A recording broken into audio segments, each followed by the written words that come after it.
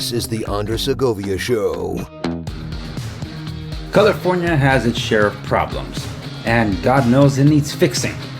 So whether Gavin Newsom gets to be recalled or doesn't, we still have a gubernatorial election here in California for 2022. In other words, it's just basically a stay of execution for this point because they're still next year to remove Gavin Newsom with someone considerably more competent. And it's along those lines that I have a guest today that believes he has the solutions to California's problems. My guest today is gubernatorial candidate for California governor, Diego Martinez. I got to asking my guest what solutions he has for small businesses on the challenges they face today in California and what he would do should he be elected to preserve and protect our property rights here in the state. Because as you know, for those of you that watch my show, it's constantly under attack and it's literally hanging by a thread. Well, I should make mention for those of you watching on YouTube, you're not getting the full interview. We get to talking about a topic that is not considered YouTube friendly. So unfortunately, for those of you that want to watch the rest of the interview, you have to go to my website at www.dangerouslygo.com. Check out the show notes. You'll be able to see the entire interview there. For those of you listening on the podcast, don't you worry. You get the full episode. Yeah, it works differently outside of YouTube, unfortunately. But anyway, without further ado, here is my interview with California gubernatorial candidate Diego Martinez. Mr. Martinez, welcome to the Andres Segovia Show. A little bit about myself and my background. I am a small business owner here in Southern California, primarily serving Orange County and Los Angeles. And as a concerned citizen of this fine state of ours that we see mismanaged, we need solutions to basically save our state. I looked into your interviews, I checked out your stuff, and by the way, I love the fact that you're doing it in Español también, because our people are vastly underserved and they need to know the truth. So I'm grateful for that. But for those of us that don't exactly know you, candidates, that's probably how it's par for the course. We don't know any of them until they make themselves seen. So can you tell us a little bit about yourself? I guess your elevator pitch for those, and why would someone want to vote for you for governor? Well, my name is Diego Martinez. I'm an immigrant. I came to the United States when I was 6 years old. I became a U.S. citizen in 2008. I've been a Republican ever since I was able to vote. I'm a small business owner, and I've had a business background. I've ran multi-million-dollar car dealerships at one time, and we took dealerships that were failing and made them profitable. We did that for about 3 years. Why should anybody vote for me? That's a good question. The real question is, why would a businessman who has a decent living, living the American dream, want to actually even be governor of California?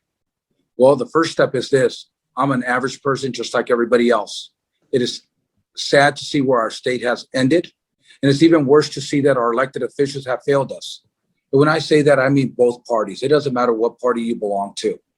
When the system has failed everybody, it's time that normal people, everyday people, stand up and fight for what we believe in. I believe in the state of California. I believe in the California people. I don't believe that there's a one party ruling. I believe that we all need the equal representation. I believe that we need to stop getting lied to. And for most, and I'm running on this, I believe real California problems need real California solutions. And I'm the person who's going to fix those problems. As a business person, that's my job, to create profit and to create solutions for the problems that are ahead of us. And California is a business, and it's time we open for business. Yeah, I happen to agree with just about everything you just said. But seeing that you're also a member of the Republican Party, it seems like we don't have any time for a primary. And did you make the short list for the recall election, or just for the 2020 gubernatorial campaign? Well, when I first started, I was running for 2022, and I started in March of 2020 because I knew not a lot of people knew me. First of all, new to politics, never had politics backing. Second of all, Diego Martinez. You have a Hispanic name in a Republican setting. Yeah, that's a double whammy. Third of all, you have to have enough money to be able to run. As a business owner, I've been able to self-fund my campaign this far. Now is to where I really need help from people who are listening to my show and say, hey, you know what? I'm ready to donate. So when you start running for office, you got to look at different aspects. So I looked at the 2022 election. I worked hours, weeks, days on the recall. So when the recall special election came, we're on the list. We are on the list to run for the recall. We're going to run on the recall. And the best thing about the recall, it could be the most honest and fair election that there has been in the state of California in a long time.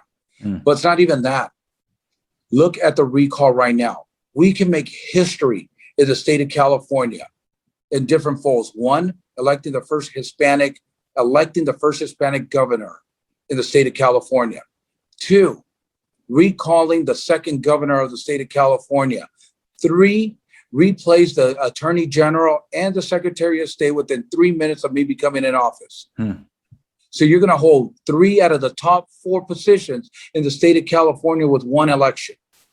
Gavin Newsom has given us an opportunity to do this when he appointed the secretary of state and he appointed the attorney general. Maybe they didn't believe that the recall was going to happen. But if California voters right now really want to fix voter integrity, this is the time, and you have got to pick the right governor. Because I will do exactly what I just said. I will replace the Secretary of State who will take care of our voter integrity. And I will replace the Attorney General, which will put in law that now we will need voter ID to vote in the state of California for your 2022 election. There is no one other candidate that will promise you that.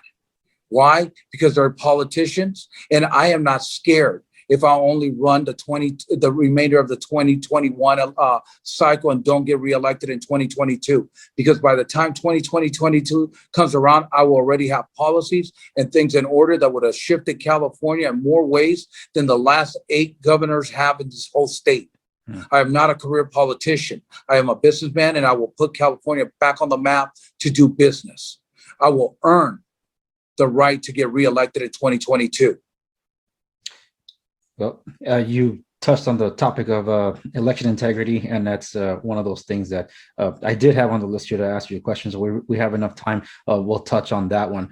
So, with you separate yourself from the other candidates, and yes, un hispano running, and I believe you said you're from Uruguay, right? Uruguay. Yeah, Uruguay. Okay. Yeah, I'm Salvadoreño. My parents were born and raised there. I was born and raised in Los Angeles. So basically my story is LA. The good, the bad, and the ugly. Everything's there. In fact, I'm working on a series for this month of June where I'm addressing fixed California. So on my program, I've dealt a lot with having to, it was unintentional, doing reaction series with respects to Cal exit, the California exodus, whatever terminology they want to use. The point is migration issue. More people leaving the state than have been coming in. And as I predicted for the census years, like we're gonna lose the seat for the first time in decades, and that's exactly what happened. Particularly because 10 years ago we didn't even gain a seat, which is the first time California did not, and that's changing the political landscape all across. And the reason people are leaving just really comes down to economics and economic policy. So you're a small business owner. I'm a small business owner. So we're basically on the same wavelength here. I'm sure we can speak the same language in terms of what can be done for small businesses, because especially with 2020 being a year unlike any other in our lifetimes, it's small businesses were the hardest hits. And when I think it was just recently, we found out that at least 1/3 of all restaurants in California will not be reopening again because they were shut down due to COVID. With very little support being given to small businesses, what, if any, do you propose in terms of support for small businesses here in California should you be elected as governor? Well, that's a good question there, because that goes into basically California to me is all tied together. If you own a business, it's not how you open the doors, when you open the door, how many tables you have, how many tables you flip, do you have the right cook, do you have the right dishwasher, right? If you own a restaurant. So our small businesses took the hardest hit. But when I say I'm going to deregulate California, we have a special group of people that are going to go back and bring corporations back into California. We need the infrastructure. We need bigger corporations to maintain the small businesses also, not to get them out of business. So what we're going to do is this. There used to be trade schools in the state of California that are no longer here. We have really very little trade schools, so we're going to work with junior colleges and other organizations to bring trade schools back into California. We're also going to open up an apprenticeship program with these big corporations that we bring back for our college students to be able to have a job. Now, we talk about small businesses, just like yourself, just like me, just like a construction company. We're going to go and do on-the-job training. Okay? What does that mean? We're going to give you people who have never been trained. You're going to train them, but you're going to get a tax break for everybody who you hire that you're training to do a job. I want to get people back to work, but I want to give the employers an incentive to hire people without the trade that they normally would look for so they can get a tax break, because that's very important, because You small have businesses, mail. we're getting taxed to death because we are the foundation of California, right? So if I give you a tax break for every employee that you hire that you're training, you get the best training, you pay them a lesser wage than you pay your people who've been with you who are trained already. Not only that, the state will give you a tax break for hiring these people, which will generate your business and help it grow. Bringing these big corporations into California, reducing their taxes by them hiring apprenticeship people or on-the-job training people will get more people to work. Just think about this. If you own a restaurant and you're in an area that's mostly industrial and right now it's shut down because there's not a lot of industry there, right? Mm-hmm. Imagine me bringing 10 new industries to that location. Where's your restaurant going to go? It's going to get busier because you're going to have a flow of more people working in that area to help you. So you're going to need people. So I'm going to give you a tax break to be able to hire the people that you need and to be able to expand your business. If a small business wants to expand within 2 years, we're going to give them a tax break for being able to open up a second location or a third location. We want people in California to go back to work. So the only way you know how to do this is deregulating California and bringing corporations back, giving them a tax break to hire people, on-the-job training, from trade schools, apprenticeship programs, but we're going to do the same thing for small businesses. Everybody gets the same tax breaks in California. Doesn't matter the size of your business, as long as you join the programs that we have. Because the idea is to get people on the job force and get you the support that you need and make small businesses more attainable. And what it is, when you own a small business, you know that our taxes are through the roof on everything that we do. We also have to lower the employment tax. We got to bring it down from 13 because that is way too high for small business to try to employ anybody.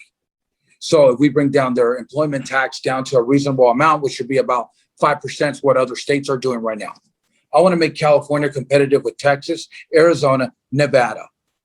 I want nobody to want to leave California because of the standards of living. I want people to come to California for the opportunities for employment and for a better future and a way better, more beautiful state than any other.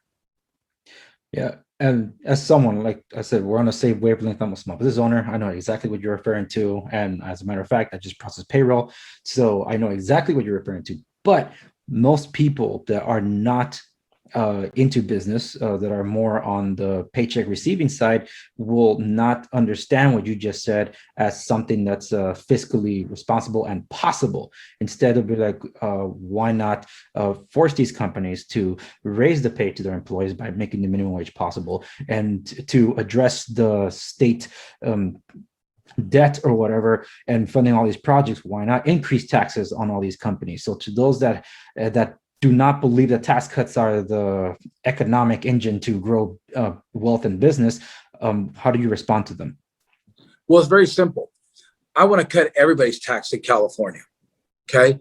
If you're old like I am, if you're in your 30s, your 40s, you remember making $3-4 an hour, a minimum wage. But we were taxed less, so $6-7. When we made $10 an hour, we have more money in our pocket because we were taxed less. The idea is to tax everybody in the state of California less than what we're getting taxed right now to make it competitive.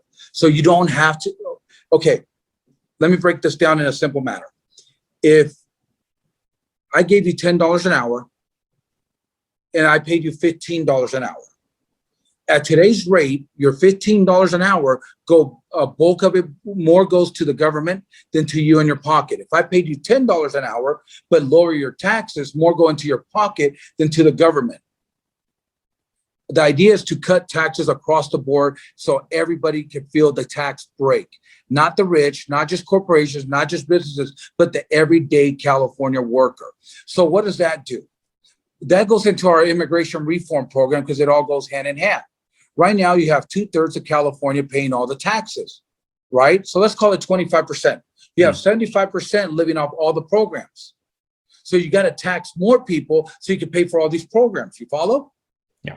So with an immigration reform program of giving everybody who's here right now working a 3 to 4 year work permit where they have to pay taxes just like every other Californian, and you take the free programs away. No more free medical, no more free money, no more free housing, right? But you're giving them an opportunity to be able to pay taxes just like the rest of the California people, right? Now you have 100% of the people that are working paying taxes. You have more revenue coming in, just you can cut down taxes, but you still have the same amount coming in. So, and you're not spending so much because you don't have all these free programs going out. So in your economics, it actually grows your economics, not takes it down. Yeah. And I think based on what your response was there, you might have upset a lot of more stringent conservatives along the lines with immigration reform. Now, since trying to stick to the whole economics thing, I'm not going to delve into the immigration part, but one of the things that makes things difficult to approach on just about anything, particularly policy-wise, is that everything's so commingled, and everything with respect to everything's politicized. Same thing with any topics that money, trying to talk about business and fiscal policy, it's gonna affect someone's, I guess, social political views, because it's all intertwined because of all that's going on. So having said that, I'm not going to dive into the whole immigration reform aspect of things and what that all means. But to the effect of what you said, it's also addressing an issue that needs to be addressed. That it's kind of like, once the ingredients have been mixed, how do you undo those ingredients? At that point, no, you just work with what you got and try to finish making whatever you're going to make with those ingredients. But that's all to what I'll say with respects to immigration. Now, back to the economics of things. Along the route, I like what you're presenting. And for anybody that questions the whole minimum wage thing, we actually have a previous example with what happened with the Kroger stores and the Ralph stores here in LA County, when LA forced them to raise the minimum wage to $15 an hour, because oh, there you go. See, finally a win for the little guy. How many people were laid off? I think at least somewhere between 15 and 20 stores were closed. So we have more people that are unemployed. So that's anybody suggesting that that's the best way to go by raising the cost. Don't understand that as those of us that have to employ, well, if I'm going to be paying someone twice as much, that means I have to make that up. If I'm going to keep the prices on my menu or my goods and services the same, I got to let someone go. And some people don't see that side of things because, of course, unless you walk on someone else's shoes for a mile, you're not going to understand what that is. That's one of the reasons. So I agree with the whole necessity of policy-wise and regulations that can help alleviate a lot and spur the engine of economic growth going here in California. Again, particularly because we're the most despite the fact that we lost a lot of people, we're still the most populous state in the union, and there's people that do want to work despite how much the state wants to turn us to a welfare state. But along those lines, with respects to small business and how 2020 again been a year unlike any other, I don't see any reparations or anything being offered to any small business that have been looted or vandalized, or just some people that are too concerned to open back up because of it. And this is going to tie in later, so we'll bring it up then. A vagrancy that happens, which is unfortunately sometimes happens with our homelessness crisis, which the homelessness thing, if we can touch on it towards the end, we will. But with respects to small businesses, any other helping hand that you can give to these businesses that have suffered because of the looting and rioting, because apparently we have DAs like in LA that are letting them do this. But if a small business dare disobey a state mandate, they're shuttered like that, or health inspectors show up and they try to close them down. But if someone comes in following COVID guidelines or not, but if they went in there and just tore up the whole place, they were just expressing their anger because of racial injustice. I guess it almost goes hand in hand. A lot of these small businesses want to see I guess teeth given to some kind of security, whether it's protecting our police force that can patrol our streets and can make the necessary I guess I don't want to say arrest because I don't know that's exactly the right thing, but to patrol our streets properly to the effect of that they can provide the security and confidence for these small businesses to reopen again, because those that haven't reopened that are scared to reopen, it's like, what's the point? Some of them don't have the life, all their life seeds tied into these small businesses that have been looted and rioted. So first, let me start off with this. Gaston needs to be recalled. Okay, that's the first step. I got to say this, and if he's not, he better figure out a new application before I get into office. I believe in law and order. I believe that we fund our police department to the fullest and we get them to hire the right people. And what I mean by that, we give them enough funding where they can actually hire people who have social services and mental health degrees, and they can become police officers and be able to pay them the right wages. Second of all, when we talk about law and order, we need to talk about Black Lives Matter, destroying people's properties and looting and destroying businesses that have no concept, that have no involvement in what they're talking about, never were prejudiced, never did anything wrong to anybody. So I like what I like what Black Lives Matter says. No justice, no peace. I will go after everybody who's on camera who looted any one of those businesses, and they will be prosecuted. And that's why it's so important that I changed the Attorney General in the state of California, because what Gaston is doing, we will prosecute him for not doing his job and prosecuting people that he's supposed to prosecute. Second of all, we're going to look at every business that's been looted, and we're going to find a funding to be able to help them restore what they lost and get them back on their feet and get them back going. Because California, we need our small businesses back in place, and our small business owners need to know that the state stands with them, and so does law and order. And it has not been fair. There has been zero justice to everybody who has looted and disrespected our country and our small businesses, and they need to pay for what they have done. Now, if you get a political figure trying to bail somebody out, they will be prosecuted for the same thing. For for its assisting on the crime that they're doing. We will prosecute anybody who breaks the law. And I don't care if you're a patriot, I don't care if you're a governor, I don't care if you're a hoodlum. We are going to prosecute everybody who breaks the law. That means we have to go back and get away from Prop 47, 109. We have got to get rid of these where if you do a small crime, you get cited and released. No, if you do the crime, you're going to do the time. Bottom line, law and order needs to come back to the state of California. We need to fund our police departments better. Now, if any county, any city wants to defund the police, we're going to defund their government funding, and we're going to replace it to policing their streets. We are actually going to take it right back to what they're taking it away from. And we're going to have police on the ground, boots on the ground, walking the streets and earning the respect of the people in those neighborhoods. And we want people to feel safe. Our safety is number one, and there's no price to our safety. And I'm tired of hearing people saying defund the police. You know what? One bad apple doesn't ruin the bunch. But because if that's the case, Maxine Waters should be behind bars for what she did in that trial that was going on of that police officer. She instated hate. She caused a mistrial, and yet none of our representation has said anything to her. And what she did was break the law. She needs to be in jail too. So for our small businesses who have suffered underneath this, I will help you get reopened, and we will have justice for what has happened to you. Well,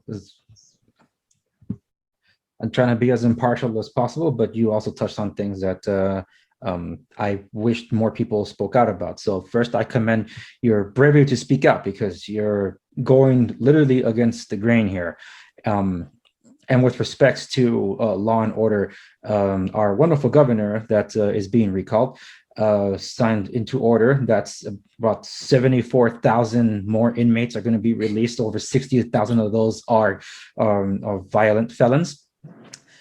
I don't know what timeline that was really meant to be placed there, but I'm assuming the state should know where they're being released to. How does that get addressed? Let's say they're released before you become governor. We monitor them, and as soon as they commit a crime, they go right back. We make them serve the remainder of their time that they had. There will be no plea deals. they will go right back to jail. They'll go right back to prison. We are not going to shut down prisons in the state of California. As a matter of fact, we need to go into every prison and fine tune them and make sure that their budget are running where they're supposed to. Unfortunately, there's a lot of wasteful spend in prison systems right now, that if we actually take it down like a business, take the prisons like a business and fine tune them and run them on a shoestring budget per se, that we can actually get more out of our prison than what we're doing right now. And it'll cost us less to keep these people where they belong. Our governor right now is a moron. He actually went out and released 76,000 inmates and is shutting down 2 prisons. Susanville's already shut down. Where do those prisoners go? Not only that, if I could prove what I think we can prove, he's going to end up in jail for endangering people's lives, because he wanted San Quentin so bad that he moved inmates from other prisons that had COVID and put them in San Quentin so other inmates will get contaminated with the virus, to where they had to clean out most of the inmates out of San Quentin. Because what he didn't realize is that if you got sentenced to death in San Quentin, you have the right to say, I don't want to transfer. And a lot of the inmates did that, so he couldn't get San Quentin. So he found a way around it by bringing sick inmates and putting them in that prison so other people get sick. But they're on First of all, the California people signed that we wanted the death penalty on the ballot, that we wanted to keep it. Gavin Newsom went and took that away from us. We have a dictator. What we need in California is a governor who will stand for the people of California and do what the people of California want. My personal feelings don't have anything to do with the job of the California people and what they request of me. And I could go over different policies that would affect, because my personal feelings are completely different, but the law is the law, and you've got to follow the law of the state, and you have got to honor the people who put you in office. And we do not have that right now. Yeah. And I did not know that about what you just said about moving prisoners around. I mean, they're on death row, but God forbid they get COVID. They have a 99% chance that they'll recover. Okay, so switching to, we could stay on that one quite a while, but I know you're also on time and you also had a long day, so I want to switch over to the next topic that I also want to cover, which is economic. This is still, I guess, in a way, still with respects to small business, but this time more specifically an industry that was hardest hit, and that's property owners. We had an eviction moratorium installed by the California Judicial Council. They never, ever issued an emergency order. They issued the first emergency order, and that was a stop to all evictions. The Pacific Legal Foundation was one of the first to bring, spearhead a conversation with the Judicial Council to rescind their unconstitutional, by California standards, law. And when they realized that they were going to be sued over this, and they had no standing in this whatsoever, they timed it nicely to remove the emergency order when Gavin Newsom installed his own version of an eviction moratorium that's due to expire June 30th. I mean, they keep moving the goalpost on this one. With respects to everything else the property owners had to do, they're the only ones that had no benefits, assistance, or recourse offered to them, but the tenants were, despite the fact that there are a lot of tenants that could pay, never lost their job. They were considered, essential workers. But property owners couldn't collect the rent. They were told they couldn't collect the rent. And they had to keep the lights on in some cases, because in some cases they had to pay for the utilities. Of course, they had to pay for the insurances because they couldn't stop paying the insurances. The insurance companies wouldn't afford them anything.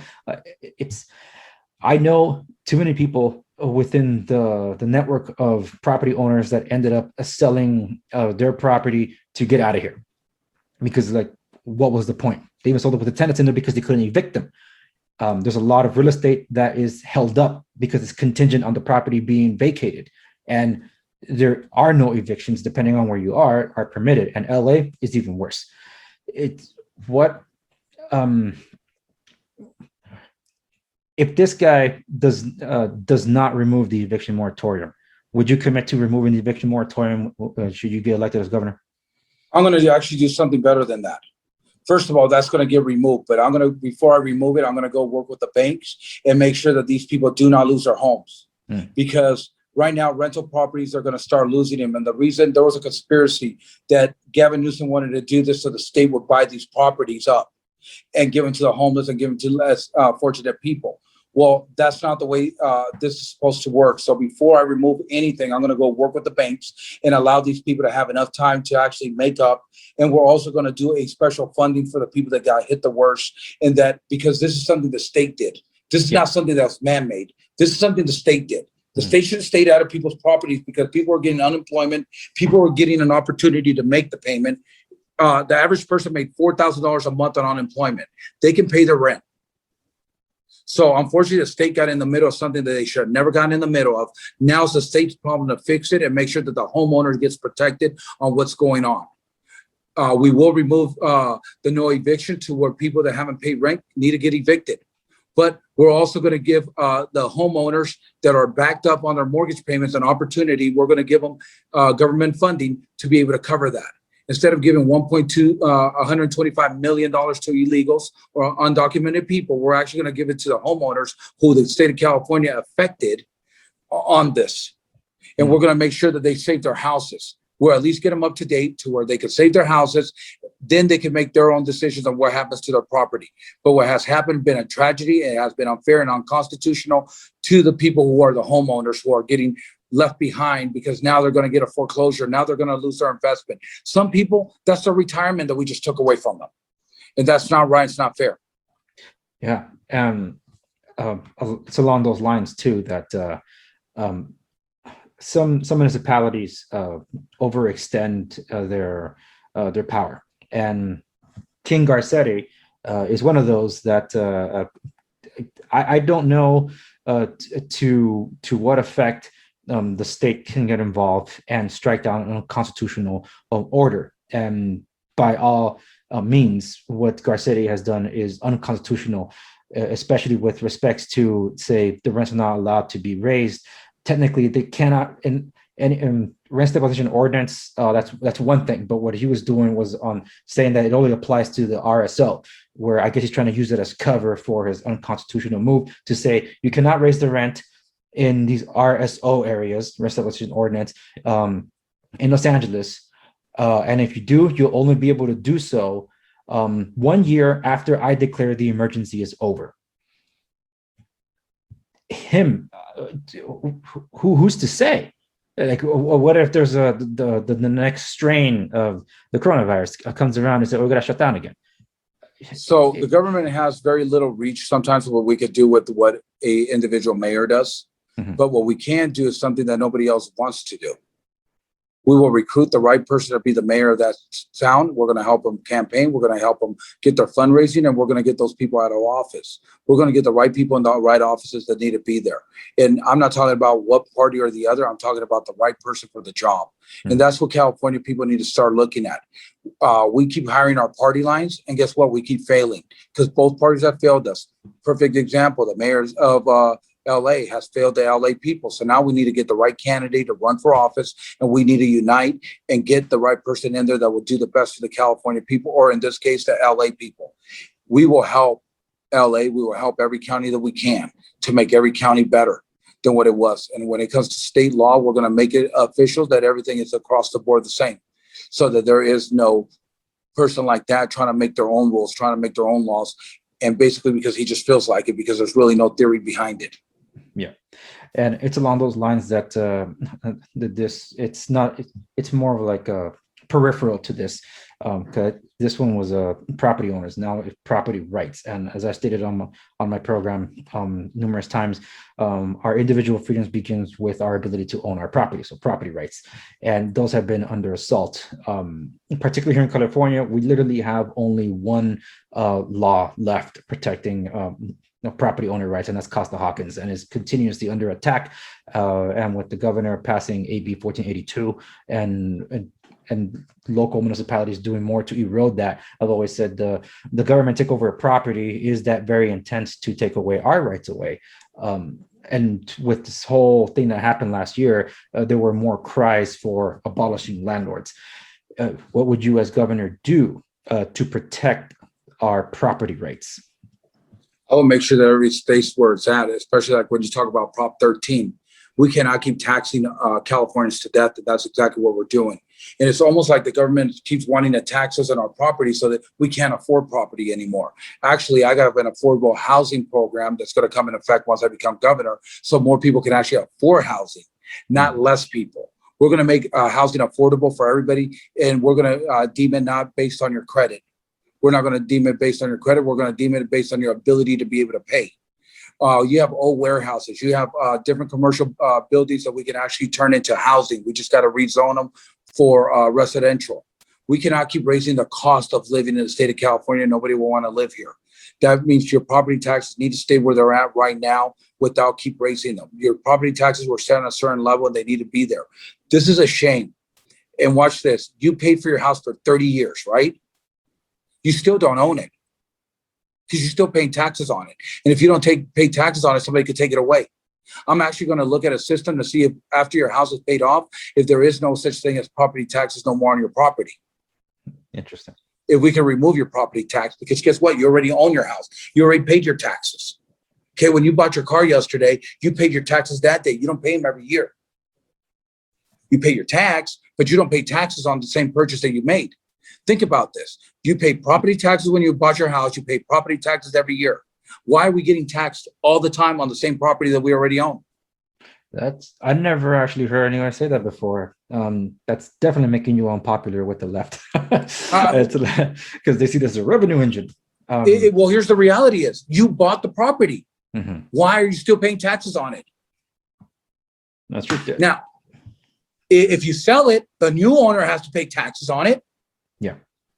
If you give it to a relative, they should pay a transfer fee, maybe half of a tax on it, but they shouldn't get retaxed on a property that you already paid off.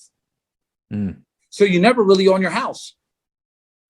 So did you buy your house and the foundation, or did you buy the land that your house sits on?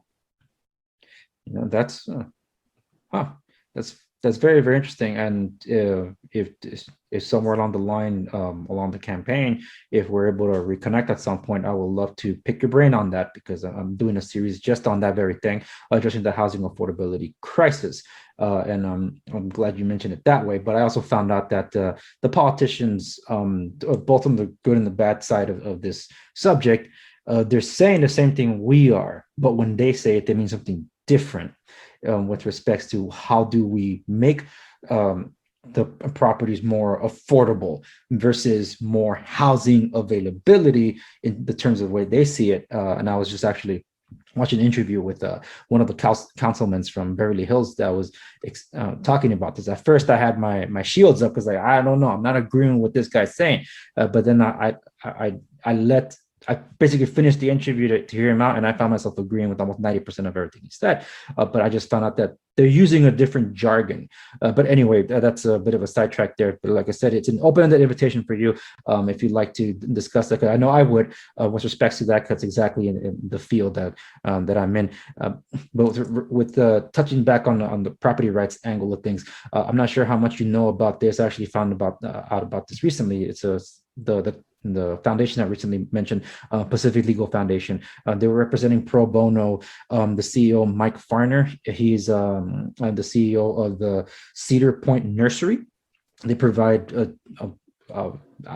more than half of the strawberries of California, maybe I don't know how much of the United States, but several years ago, I guess I saw the video of the United Farm Workers coming over, showing up, and I didn't know anything about this because I'm not in agriculture, and I'm not dealing with that kind of union presence.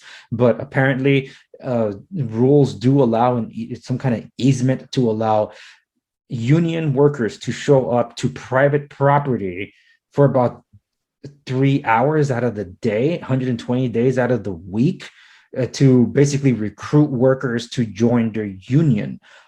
He sued to basically bar them from showing up to his private land and interfere with his work. But California being California, the courts didn't side with him. So this is actually getting to the Supreme Court. So that's why I asked along the lines of what you would do with respects to protecting property rights. And you brought that up about even being able to eliminate the property tax after you've purchased your property. But I don't know if you knew about that, because I didn't know that goes on. And I think that's crazy. So California is such an open, and I'll kind of flip this a little bit. I could be sitting in my house right now like I am right now, right? Mm-hmm. You can walk into my house right now. You can walk in my door, go to my refrigerator, make yourself a sandwich, sit right there.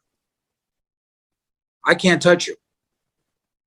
I can't do anything. I can call the police, say you're trespassing. They'll come, ask you to leave. No big deal. Okay. It's kind of like the same thing that you're talking about. Except you got union representatives coming in trying to take your employees away from you, trying to get them to go join the union so they get more wages, so they get this. To me, a private property is exactly what it is. It's a private property. Nobody should be allowed on there if they're not allowed on your property. So we got to change California law to protect the property owners. Also, in the agricultural business, we have got to help secure the employers that employ people and not let the unions get in the middle of it and mix with it. Because that's what unions do. That's how they recruited a lot of people. They used to threaten people from one job to go join the union until they finally joined the union. Well, we got to stop that bullying around and let people work the way they want to work. If you want to be part of a union, go join a union. If you don't, you shouldn't have to. But you shouldn't be at your job where somebody's paying your wages and being disrupted by somebody trying to get you to quit there and go work for somebody else, because basically that's what you're doing. Now you're working for the union. You're not working for the farmer anymore. So we're going to put a stop to that. And we'll find the unions till we're either going to break the unions or they're going to abide by the rules. And the rules are, if you want to recruit somebody, you do it after work. You do not do it at their job where they're working. Because it was along those lines that finding out about that, I deal a lot with rent stabilization ordinance in the property management that I do, property that I own and my family owns and that I manage for them. And I also dealt with on the construction side of things because I was born and raised in a construction company and seeing just how crazy it is, particularly LA, because that's the one I dealt with that has the strictest form, where we have a housing department, we have the building department, of course, because that's what they deal with, permits and all that. But when all of them are involved, and including there's a REAP program, rental escrow account program, to basically be attorneys on strike for the tenants so they don't pay rent. Basically, if the citations for which the property owner has to resolve do not get resolved because none of these organizations talk to each other and they make it a living hell for property owners, technically the city can cite the property owner and saying that you failed to take care of your tenants, therefore you lose rights to your property. And that's what a lot of this sounds like, where it's just government take over private property, like I mentioned before. And that was just at a local level. We have statewide rent control now. And that's why Costa-Hawkins is continuously under attack, because they removed that last one that we have. It feels like that's exactly what they intend to do.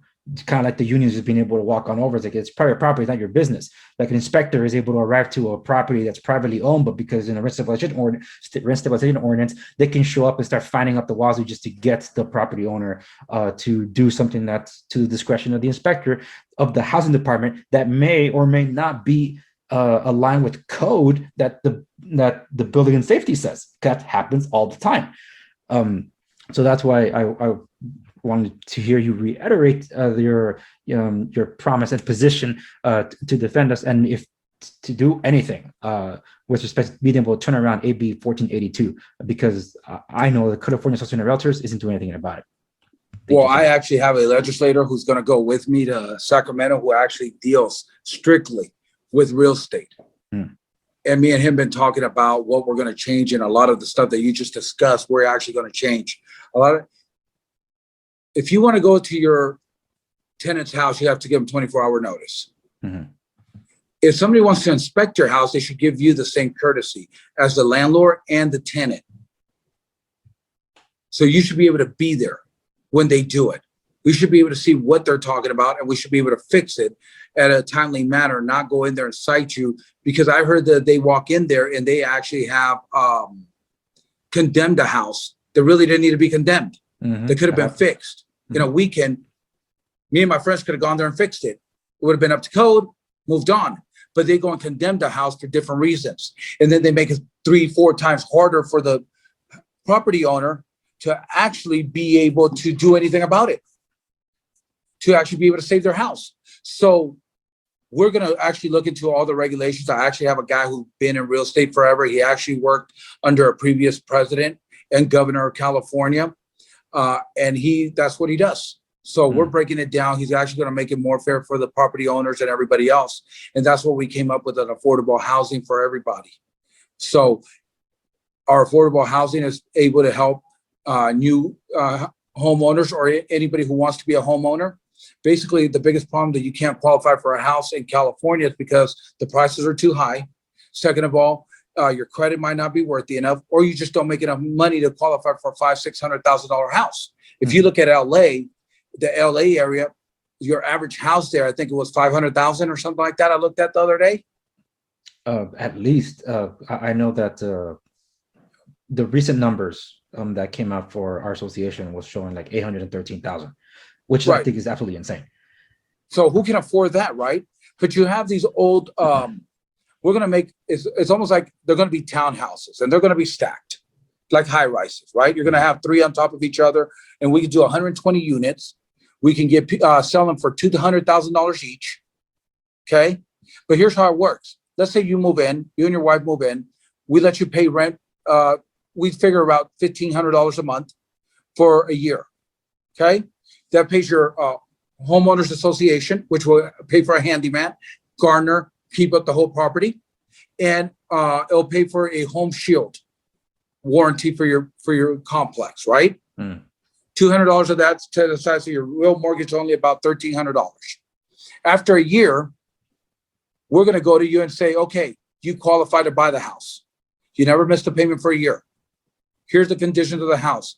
It's actually $210 because of your closing costs. When you leave, you cannot sell this house for anything more than that. This property can never be sold for that.